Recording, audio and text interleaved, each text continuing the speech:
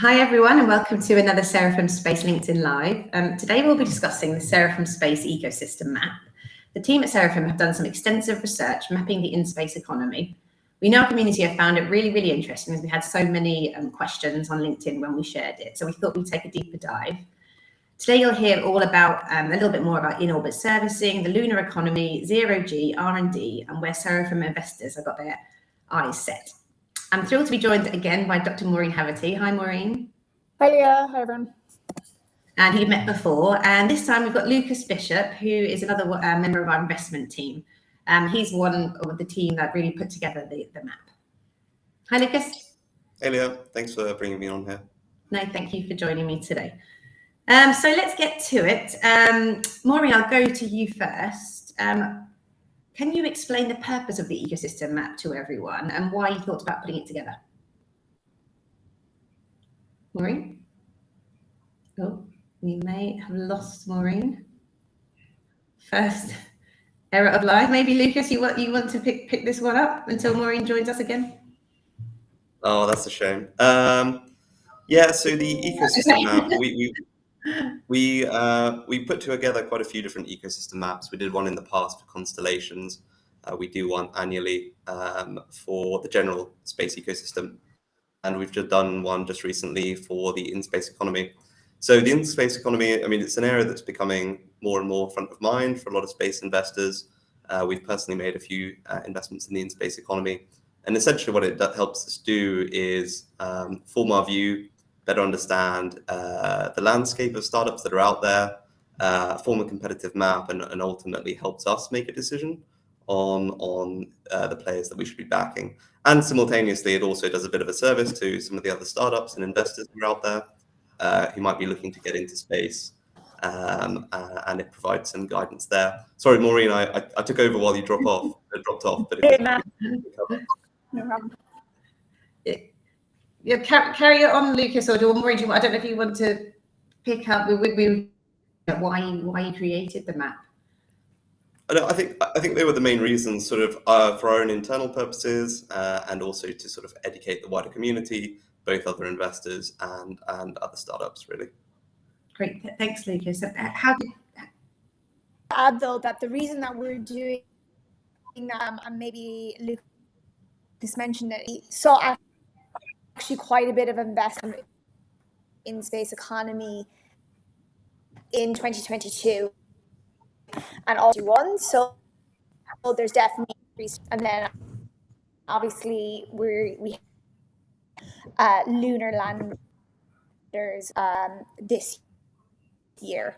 A couple of the factors of why we chose actually this sector is really starting to take off. Great, thank you, Maureen. Good to have you back.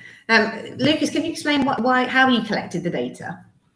Yeah, so essentially all of the inbound opportunities that we see through our fund, we collect and categorize, both from our fund and through our accelerator, and we keep a CRM full of those opportunities.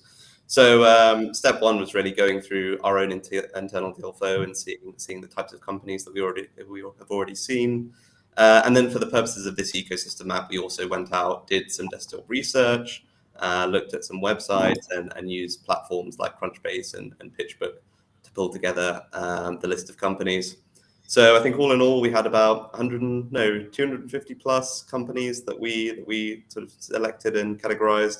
And then of those, for the ecosystem map, decided on a list of 180 unique companies. For these, so we went through a process of sort of experimenting with various categorizations and groupings until we ultimately reached the final form of the map as it is today.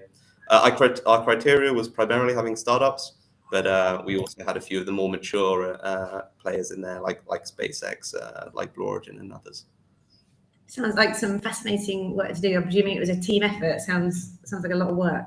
Yes, it was myself, Maureen, and Trisha who were part of that. Great, thanks, Lucas. This year you identified 6 key areas that are the largest in the economy. Can you explain a little bit more about these, Maureen? What they are? Yeah, up the the sector. So they were sector, stuff, orbit, lunar, manufacturing, and R&D. So on the satellites, that's all in various different. That is an entire category who's really taken off. Huge satellites in orbit, and we're going to. So those satellites need tugs to get them to the right. Huge growth. We've had a huge growth.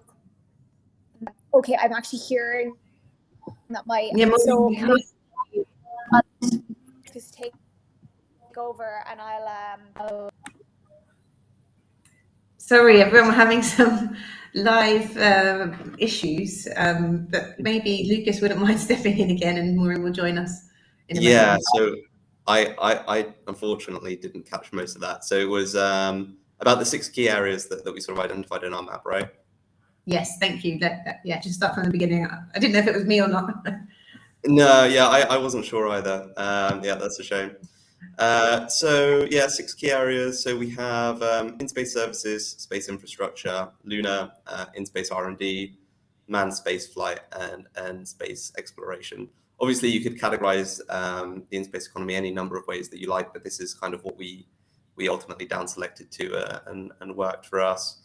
So in-space services, this is typically companies providing services to other companies in space. So this is the likes of Space Tugs, like one of our portfolio companies, The Orbit, which takes a customer's satellite and moves it to a specific location in orbit. It's also companies providing situational awareness. So there's a lot of platforms and companies getting a better understanding of the orbital environment and providing that information to satellite owners and operators, obviously for debris and collision avoidance. Space infrastructure is kind of a bit more of a sort of next-gen domain. So it includes the next-gen space stations, free flyers and re-entry capsules, so the likes of Varda, which you might have heard of, space planes and space energy. I'll stop here if Maureen's back. Do we have you? Yes, I'm back, but I'll let you finish. I'll let you finish answering rather than repeating everything you've said. So. No worries. Yeah, so space infrastructure. I think I've given just a brief overview, but space stations, you have the next gen space stations coming online like Axiom and Voyager in the next few years. And it's essentially companies providing that actual physical layer of infrastructure that other companies will ultimately be able to utilize. We've created a lunar category. Obviously, lunar is becoming increasingly important, and there's a lot of activity now with the Artemis program, sort of soon to come into full swing. And we've categorized that into logistics, lunar landers, habitats, and resource utilization. In-space R&D and manufacturing is another key sector, which we'll speak a little bit more about later. And then the final two, which are slightly smaller categories, are manned space flight. Obviously, you have a few relatively developed players here, the likes of SpaceX, Voyager, Axiom. And lastly, space exploration and utilization. This is probably the most far out there category. So this will include asteroid mining companies and kind of next-gen deep space propulsion systems. Great, thank you. Thanks, Lucas. Maureen, can you touch upon where investment is focused in these different sectors? Yeah, it's actually kind of in a few different areas. So we have a very large number of orbital tug companies. We've got a Seraphim portfolio company, D-Orbit, but also ExoTrail just raised $58 million to support the development of an orbital tug. We have Impulse Space, like Tom Mueller, who's the ex-head of propulsion at SpaceX. So in a fairly challenging environment, they've raised quite a bit of money. In space communications, so satellites talking to each other, that's quite interesting. So NASA have a deep space relay system called TDRS, and they are doing a commercial replacement. NASA's moving away from developing its own, networks. So actually, they've awarded contracts to all of the big players in terrestrial satellite communications. So Inmarsat, Kuiper, SES, SpaceX, Telesat, and Viasat. So those companies are investing a lot in that. Life extension is huge. There's Astroscale, there's ClearSpace, there's Northrop Grumman, and there's Orbit Fab, and we've got the lunar landers and space life sciences. So these are all areas that have seen a lot of growth in the last couple of years, and we expect to be fairly dynamic in this year and beyond. Thanks, Maureen. I think Lucas touched on Luna earlier.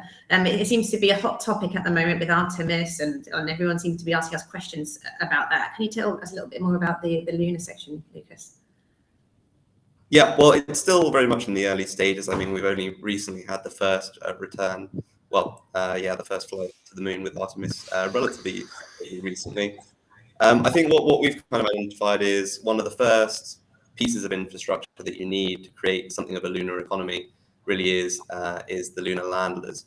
And you can see there's been quite a lot. So the majority of the investment and activity that's been seen, at least in the early stages of the commercial lunar economy, is around these kind of companies, iSpace, Astrobotic, Firefly, and Intuitive Machines, who are doing these lander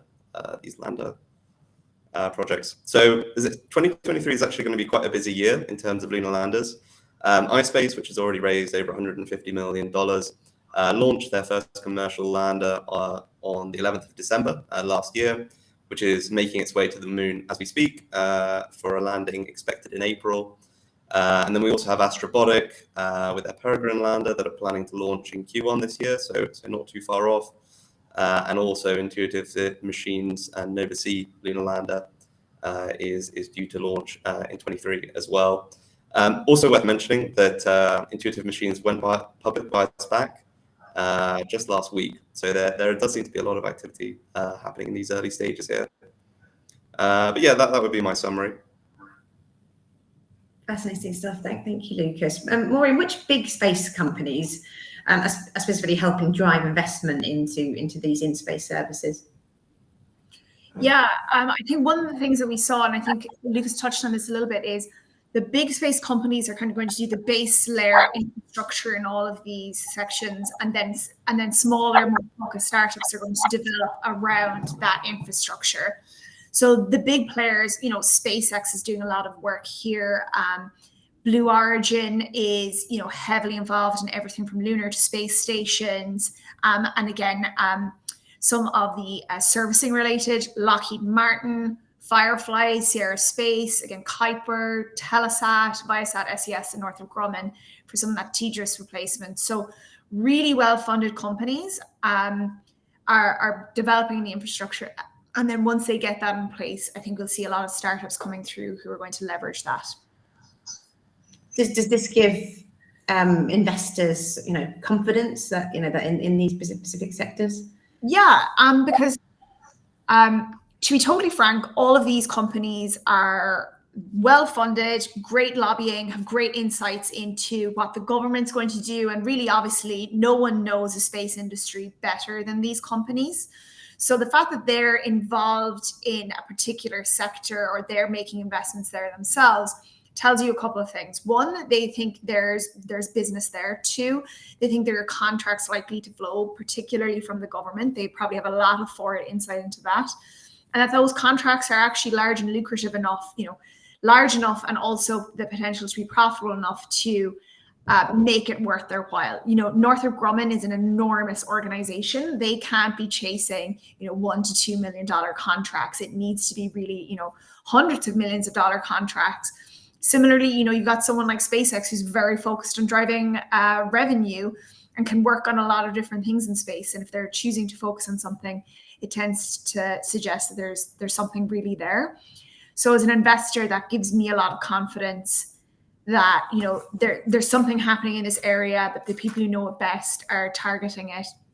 And then also, of course, because these companies are quite well funded and tend to be good at what they do, it gives me confidence that the infrastructure they're developing is going to work. Hopefully it's going to be delivered reasonably on time in a realistic time frame. So that all gives me confidence about making kind of maybe secondary bets on startups that are going to use that infrastructure. Thanks, Maureen. Yeah, that makes a lot of sense. Lucas, over to you. We talk a lot in our comms about how space will help solve the world's most pressing problems, but generally that's kind of for the space for Earth economy. But what about in the in-space economy? Can that help problems on Earth? Yes, there's a few examples of where companies in the in-space economy can actually help improve things on Earth for us. So the first one that comes to mind is these data relay networks. So networks that can help improve the speed that we can return and process communications and Earth observation data back to Earth. So this ultimately improves the time to insights and action from data gathered from space. So that might be particularly useful for like natural disasters, planning, and ultimately defense use cases. Another one that springs to mind is the use of space stations for research and development related to agriculture. So that's one of the major use cases that a lot of the space stations are going after today. And ultimately, what that's going to lead to is more resilient crops and seeds. So in the long term, producing better yields for farmers here on Earth. And then one for the more general economy, I think in-space manufacturing of semiconductor materials and optical fibers that are produced in orbit can help create infrastructure that's significantly more efficient, because the quality of the crystals produced materials in microgravity tends to be far better than that built terrestrially. Fascinating. I don't think a lot of people would have any idea about that. If we've got any questions from the audience, we'd love to hear them now. So please keep the questions coming in. We can pick them up as we go along or at the end of the session. Lucas, what companies to you particularly stood out when you put together the map? So some of the new space stations like Axiom and Voyager, they're really working across a lot of verticals, because they are providing that fundamental infrastructure that's going to service a lot of users. So they're going to support in-space research, manufacturing, R&D, and potentially in-orbit servicing and quite a few other use cases. It's kind of a hub of infrastructure in low Earth orbit. I think pharma has been quite interesting to us. Specialists developing novel drugs like Uri and Space Pharma. Uri specifically started doing space labs and microgravity simulators, but are increasingly focused on drug development and drug discovery in microgravity. Space Pharma is another that's focused on novel pharmaceutical development, focused on around antibodies. So given how broad pharma is, there's plenty of room in pharma for different specializations and different niches within this segment, which is nice, because I think we'll be able to make a few different investments in that segment.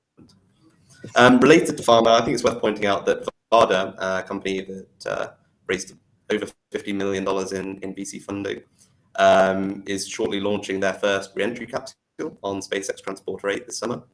And this is dedicated re-entry for them to be able to do microgravity research and development at a much faster cadence than you can today on the ISS, because there is a bit of a bottleneck in the ISS for launch and return of materials and supplies. And Maureen, what about you? So two areas that I'm really excited about are space bio. So I won't repeat what Lucas said. It's really just amazing what potentially can be done with the microgravity research and the improvements, both in terms of R&D, finding new drugs, growing organs in space, and then also actually potentially improve manufacturing. Well, that's a little bit harder to prove that it could be cheap enough to do in space. So really excited by those companies. So there's one area which I think is really interesting, and a little bit of that's my own kind of personal interest. So I'm originally a nuclear engineer, and the space energy sector is actually really interesting. There's two different branches essentially to that. There's companies that are generating space in space, directing it to Earth. Those companies are very, very early stage. Hopefully we'll see more of those. But there's also then generating or producing power in space to deliver to other satellites or space stations or lunar habitats. So those companies often tend to be nuclear companies or using radioactive materials. So you've got the three that I think are really interesting, because they also have terrestrial applications in really challenging environments, are Avalanche Energy, Xenopower, and X Energy. So those companies are really fascinating because it's a good example of doing it in the most challenging environment possible in space. You will be able to potentially reuse old radioactive material and use it in space. Some of that work is with the Xenopower. And then there's a graphite moderated reactor, X Energy, and then Avalanche as well. So, and then they can use it for subsea applications, remote locations. So really excited by what those companies are doing. How far in the future is some of this, Maureen, or is it in the near term?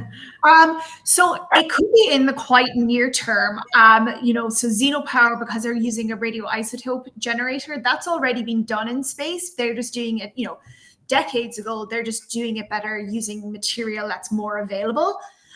So excited by what they're doing. They raised 20 million led by Breakthrough Energy Ventures last year. Are launching, I think, space missions quite soon, and then we'll be rolling out terrestrially.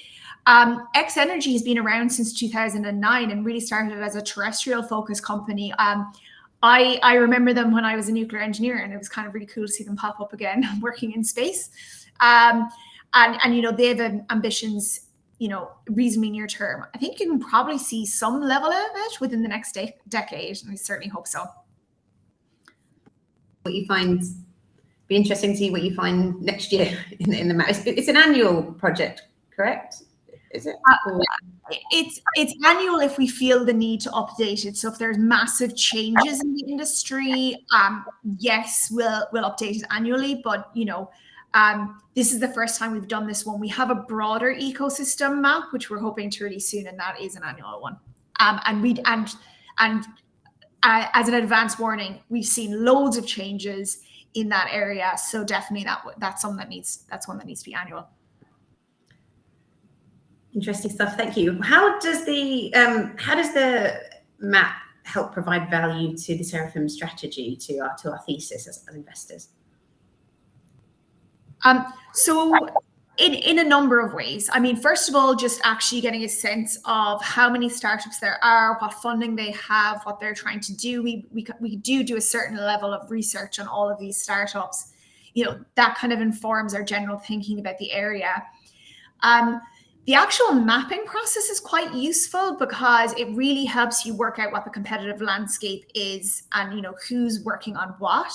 One of the decisions that we made with this ecosystem map that we don't normally do is because there's so many companies that are working in so many different areas, and also there's some very large companies working in those areas. We decided to include companies that are public, that aren't really available for VC investing, which we don't normally do.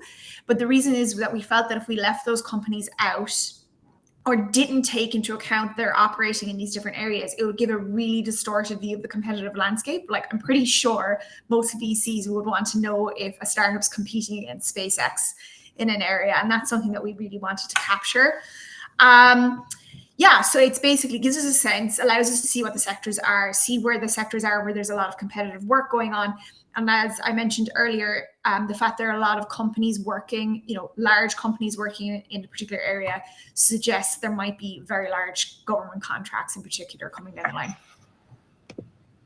Great. So it benefits us as investors and also our ecosystem and community. How is it invested in helping them? Yeah, I think hopefully it'll help generalist VCs who might be just trying to get a really, quick insight to what is the in-space economy, what does it consist of, who's operating in the area. So that's the first thing. I think it's also kind of helpful for startups to kind of, we often see startups who use ecosystem maps to present who their competitors are as well. And I think it's generally useful for people working in space to see, what's going on in a quick, easy to read format. Obviously everyone working in space is keeping an eye on all the relevant news and the PR, but it's kind of just easy to be able to just have a framework to look at it. Yeah, we certainly had a lot of feedback on it, a lot of positive feedback. So brilliant work from the team. Lucas, which of the sectors you think is a priority for Seraphim as investors at the moment and into the future? Yeah, so we've actually been investing in the in-orbit economy for some time. So we made our life extension investment through Astrosat, space tugs through D-Orbit, space situational awareness through Leo Labs, and space stations through Voyager. I think going forward, as you might have guessed from the talk today, space pharma is a super high priority, given the massive markets available to those that are successful in developing and licensing novel drugs and medical techniques. So I would say that that's probably one of our next sectors of focus. Thank you. What about the biggest growth? Where are we predicting the biggest growth area in across 2023? This is always really hard to predict, because I think you're trying to predict what companies and areas do well, where do contracts flow, and then when do investors get on board, to put money in. But I do think that what we will see in the next couple of years is, I think you're going to have a combination. Lunar is going to be a big area for a few reasons. I think there's going to be general excitement and interest in lunar, given the number of lunar landers this year. So assuming at least some of them are successful, I think there's just generally going to be an interest, and people will do their research and they'll decide whether or not they want to invest in that. So that's the first thing. The second thing is that with the Lunar Gateway that's being developed and the part of the Artemis program and all these landers, there's going to be way more transport options to the general lunar and the area around the moon is called cislunar environment. And that means that, if it's like Leo, where increased frequency of launch to Leo just really allow people to go and do things, I think that's going to be a thing. So you'll have startups who are able to go and test quickly at the moon. And I think, whatever those startups come up with as what their product is, we'll see more of that. So I think you will see a lot more in lunar. And I mean, the space stations are really, gunning for a launch in the next few years. So they have obviously very large capital requirements. So we're going to see, fundraisers by them. So I think that will be a big area of investor growth. And I think, this area, I think, in space work is pretty capitally intensive. So I think we'll see a lot of fundraisers, for example, around life extension would be a big one. I think that needs a lot of funding and can do that. Lucas, do you have anything to add from your opinion, or? Sorry, I think I was on mute then. Lucas, do you have anything to add from your opinion? Or I think Maureen's covered that pretty well, to be honest. Okay, great. Thank you. I think you might have covered this one, but I think everyone would like to know, as investors, what you're personally excited about. I think you've said pharma and a few other things, but anything else that you want to mention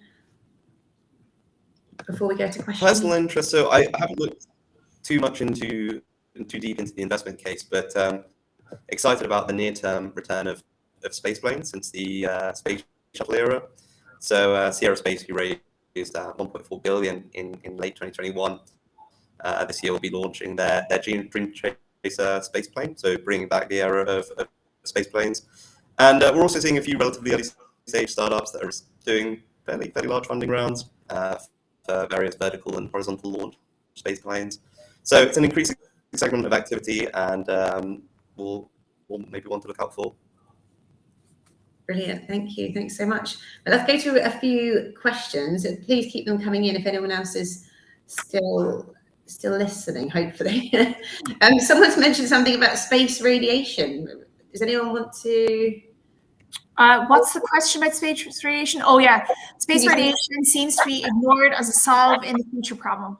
At what point do you believe that investors in the space community will look at this area as a critical area and problem that needs to be solved?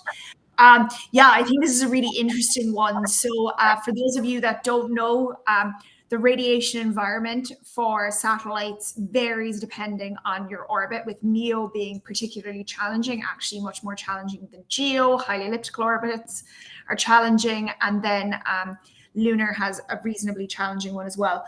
So basically, the real challenge, I think, is that as satellites become more sophisticated, they use more terrestrial chips. You need to look at the radiation environment. So that's one thing. And then also we want to make satellites cheaper. So we want to use commercial off-the-shelf products. So basically, it's trying to work out what kind of shielding you need, do your testing, do your modeling. I think in general, it's something that as satellite companies, as the kind of the new satellite companies become more mature, get hired to do more expensive missions in more challenging environments, I think they are starting to look at that. As investors, do we look at any one particular, technical challenge? We try to take an overall broad view and do investigations about what customers think. So space radiation would obviously be one, thermal environments, but basically, are the team credible? Are they doing the testing they should be? What their customers think? So rather than having a deep dive on perhaps any one specific technical issue. Thanks, Maureen. This sounds like quite an interesting one. How are more traditional investors or more recent investors into space embracing the in-space segment time horizons versus the more tangible LEO segment ventures? Yeah, that's a really challenging one, and that is I would say the number one factor that for me as an investor would hold me back about investing in any of the sectors identified here, is exactly when is this company working in this sector going to start generating revenue. And even though I mentioned that lunar, I think there could be a lot of growth there. Lunar is a very challenging one to close, in the sense of it's really hard to say whether it's going to be in 5 years or 15 years. So that's and then a lot of investors, it needs to be 5 years for it to be investable. So that's one.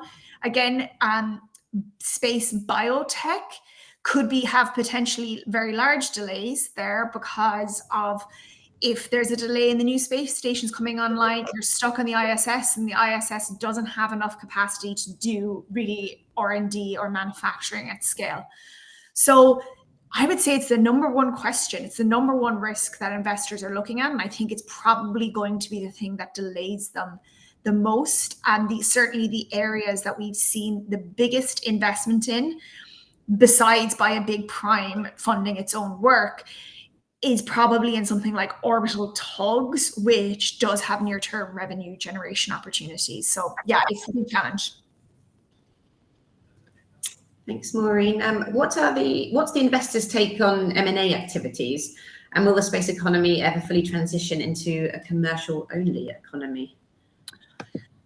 So I'll take the commercial-only one first. In my opinion, no, I don't think it's going to be a commercial-only economy, because I think the government is by far and away the biggest user of satellite communications, Earth observation. So it's always going to be there. It's always going to be using it. Is there a scenario where the government doesn't launch its own satellites, doesn't, completely just contracts for services? I think that's really challenging, because sometimes the government just does these really, really classified, national security type things, where they don't want to hand that over entirely to the commercial sector. And I guess I probably don't want them to. I guess I want the government involved in those decisions and those operations. So maybe they'll buy the satellites, but then buy the satellites in or something, and then operate them. I think there's always going to be an element of government operations in space. And then what do I think of the M&A activity? I think it's interesting. I think lots of investors expected there to be more M&A activity in 2022. Certainly, if you look at the top 10 primes, they're sitting on absolutely loads of cash. There's like $35 billion of cash or something available for M&A. And they basically haven't done as many acquisitions as I would have thought. And I think probably what's driving that is that actually more companies managed to survive until the end of 2022 than maybe we expected. And valuations have not really come down quite as much as we expected. Now, whether that continues into 2023 is, remains to be seen. Thank you, Maureen. Someone's asked, are you looking to develop a broader list beyond the in-space economy of other space companies? Is that something you're looking to do? Yeah, I think that would typically fall under our annual Seraphim Space Ecosystem Map. So that covers everything from building satellites, launching satellites, operating constellations, the full downstream segment. So antenna technologies, analytics platforms, and then companies building products based off observation data, like your parametric insurance companies. So yeah, that makes part of our more general space economy map, which should be coming out hopefully not too long from now. Brilliant, thank you. So look out for that, everyone. Another question, from Hussein again. What are the biggest key bottlenecks for investors to have a friendly appetite to invest in space companies? I guess not in space. So I think that timing aspect is a big one. I think the one that startups are having a big shock about in 2022 versus in 2021 is growth investors, so generalist growth investors who have multi-billion-dollar funds or billion-dollar funds and can write very large checks and participate in multi-hundred-million-dollar rounds. They have really always been like, you need to be generating revenue before I even look at you. And in 2021, those rules eased up, and some of those growth investors started investing in space companies who were often pre-revenue. And now they're back to their real rules and saying like, no, you have to have revenue. And I think that's the challenge that space startups were trying to be trying to resolve in 2022 is I'm beyond seed and early stage investment where I need to raise more money than those investors have who would invest pre-revenue. But I don't have revenue, so I can't talk to growth investors. Who do I turn to? And really, it's up to the space startups to generate revenue. And I think we're seeing more of that. Thanks, Maureen. We'll take a couple more, and then we'll have to go. But space mining is facing a hard time securing fundings. Would you say the reason is that because it's too futuristic and niche? Do you want to say that, Lucas, or shall I?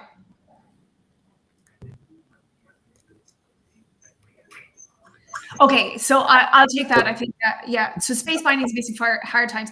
Yeah, it's a really challenging one because the tech takes a long time to develop. It's quite far from any of the tech really being, even tested in space. And then obviously, if you're mining something that needs to be returned to Earth, the launch has obviously come down massively in price, but the return capability to Earth is bottlenecked and really expensive still. So mining, you tend to want to bring a lot of it back. So it's just a really hard case to close. And that relates to something, I was at a conference last week and someone mentioned about the chief scientific officer of Redwire made the point that if you took lead to the space station now and managed to successfully transmute it into gold in an alchemy style fashion, you would barely break even on bringing that back to Earth because of the cost of the gold. The price of gold is too expensive relative to the cost to bring it up and back down. So that's kind of the challenge you're looking at. You need to have something that's more valuable than gold, at least, to be able to justify it right now. So it's really hard. It's really hard to close. Right, we've had a few come in last minute, but I think we'll take one more. But then don't worry if your question hasn't been answered. We can go onto LinkedIn and we can answer it on there for you. And I'm sure the guys are happy to answer things privately as well. Leah, there's a good one actually about space and defense investment. So yeah, so do we have a delineation between space and defense, and what do we look at from an ethical perspective? So something we take really seriously at Seraphim. So we're ESG rated. We're listed on the London Stock Exchange, and we look at the ESG rating of every single investment we do, and we track that for our underlying portfolio companies as well, and then we report that to the public markets. We have a number of categories of things that we look at where we where if you're doing that or you're involved in that, we can't invest in you. So an example of that is like if the technology is used for targeting offensive missiles, we can't invest in you. There are other specialist investors who will, but we won't. So yeah, it's something that we take really seriously on the veto side. And then we also have an impact aspect where we're returns driven. We're not going to invest in you from a charity point of view, but we are very interested in what you're doing to, you know, improve life on Earth.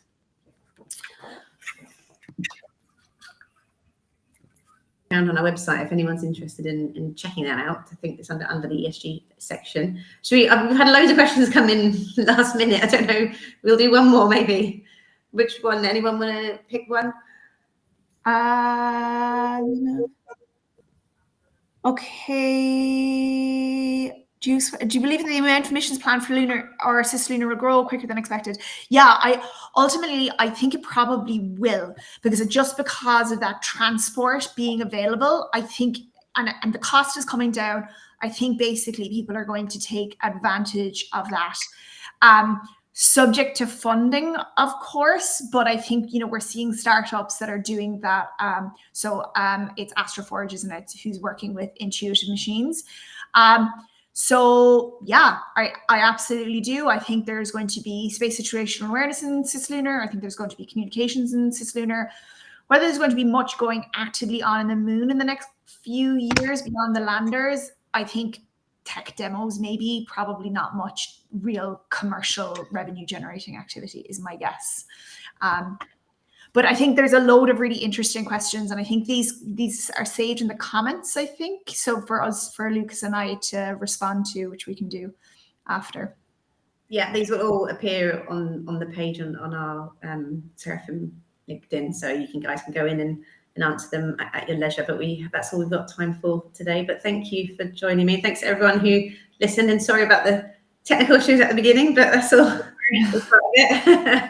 But yeah, thanks so much, everyone. Goodbye. Thanks. Bye.